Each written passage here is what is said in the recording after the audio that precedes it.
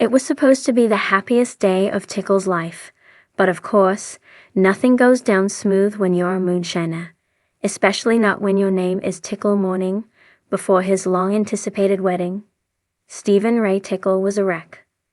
Not from hangover, that came later, but from pure, heart-thumping, cold sweat panic.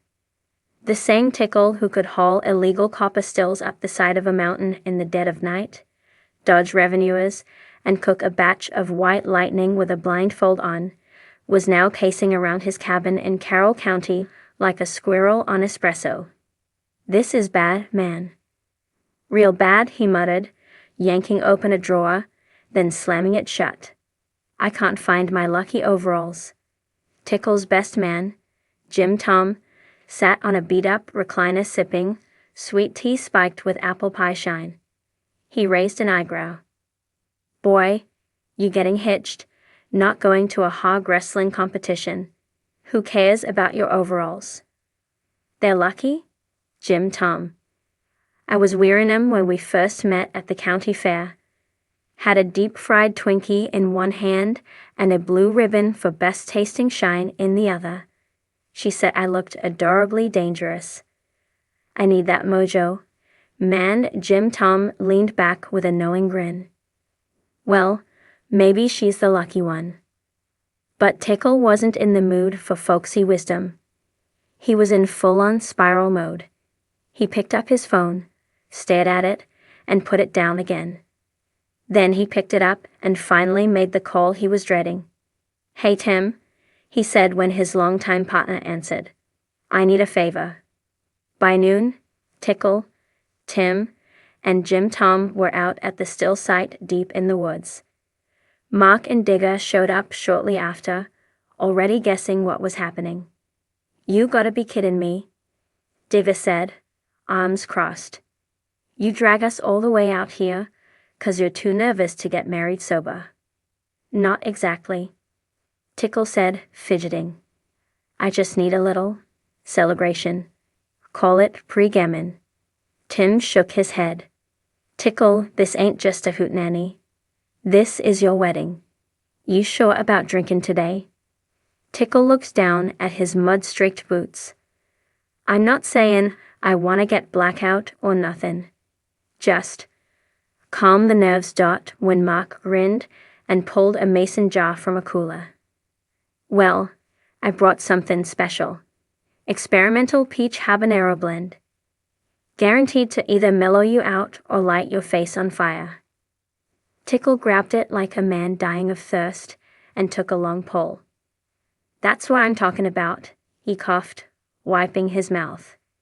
"Tastes like sunshine and bad decisions." They all laughed, and for a moment, the tension lifted. The boys started telling old stories, like the time Tickle tried to convert a canoe into a mobile still, or when he fell asleep in a thumper barrel after taste testing half a run. But as the jars emptied, so did Tickle's inhibitions.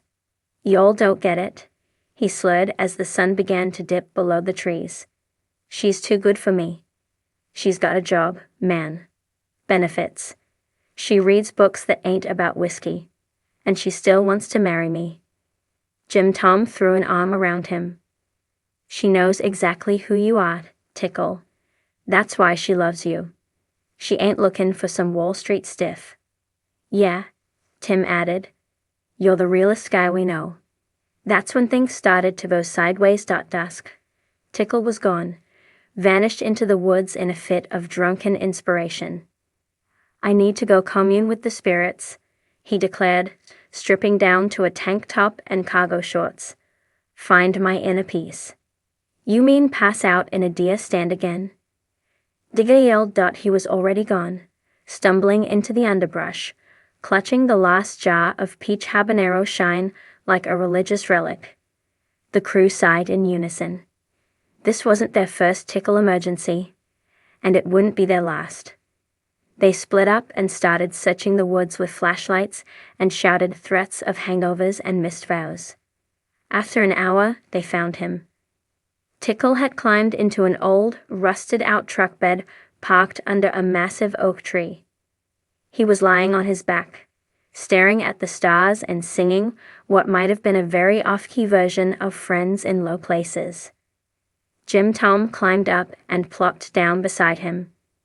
"You done with your vision quest? Or should I bring you a dream catcher and a pillow?" Tickle blinked at him, tears threatening in the corners of his bloodshot eyes. "What if I screw it up, man? What if I ain't enough?" Jim Tom didn't laugh this time. He just nodded. "Tickle, everybody's scared. Ain't about being perfect. It's about showing up.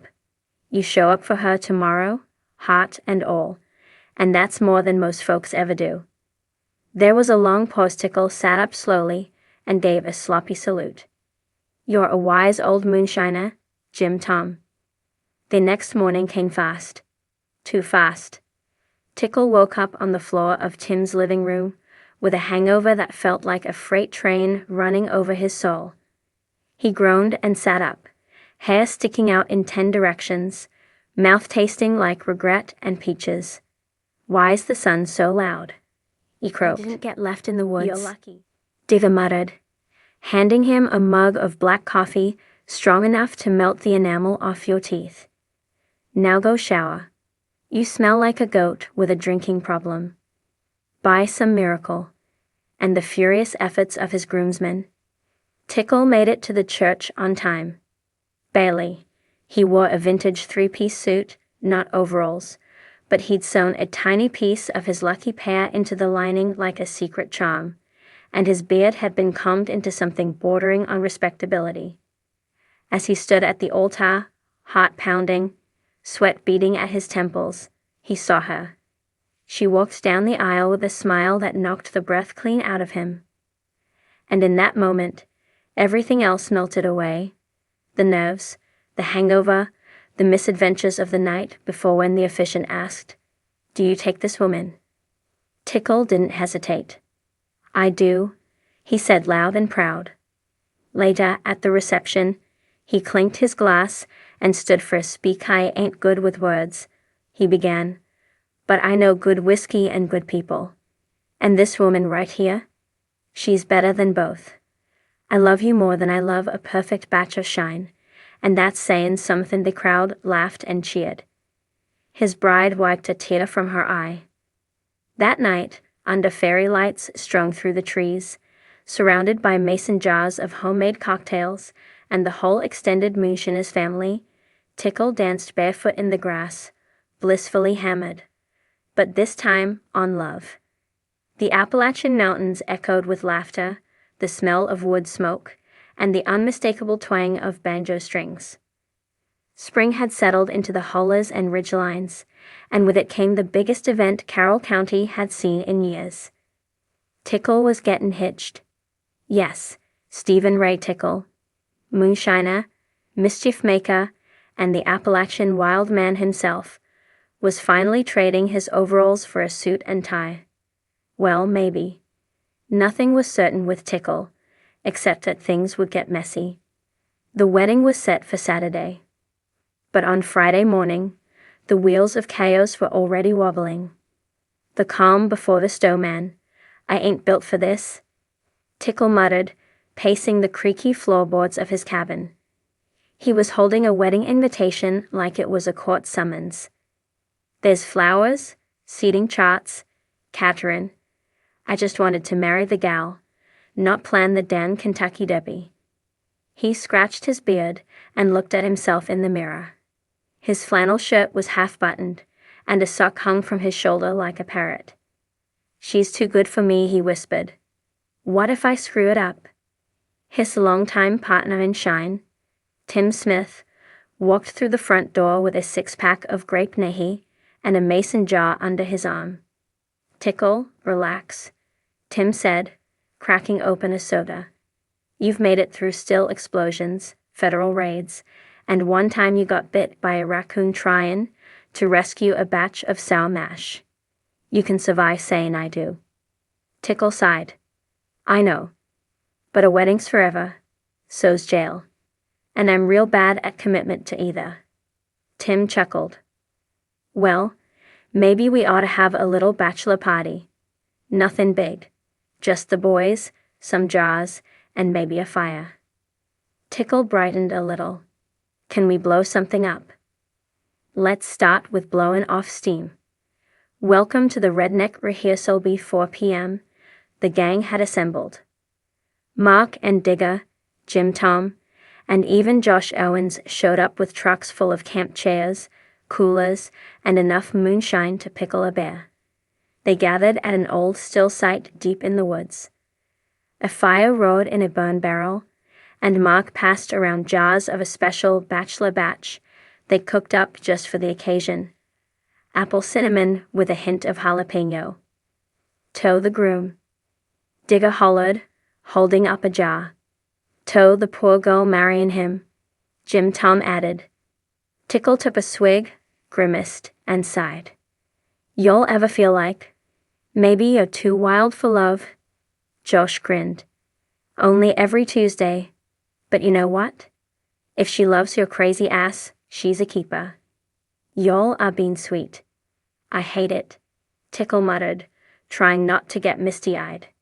He took another swig, and then another takes a turn. The sun dipped behind the trees, the shine kept flowing. Tickle was deep into his feelings, and even deeper into the jar. His cheeks were red, his shirt unbuttoned, and he'd started making speeches to nobody in particular. You know what love is, he bellowed. Love is when she don't care that your socks smell like diesel and pond water. When she says, Tickle, I love you. Even after you set her lawnmower on fire trying to build a hovercraft. Tim groaned. He's getting philosophical. This is dangerous. I'm gonna write her a poem. Tickle shouted. You can't spell poem, Digger called back. Don't need to. I'll carve it into a possum. Skull stumbled into the woods before anyone could stop him. The search party begin all right, Mark said, standing up and brushing dirt off his jeans. He's officially hammered. He's Tickle, said Tim. He's always hammered. No, Jim Tom said gravely. He's wandering the woods drunk and probably lost.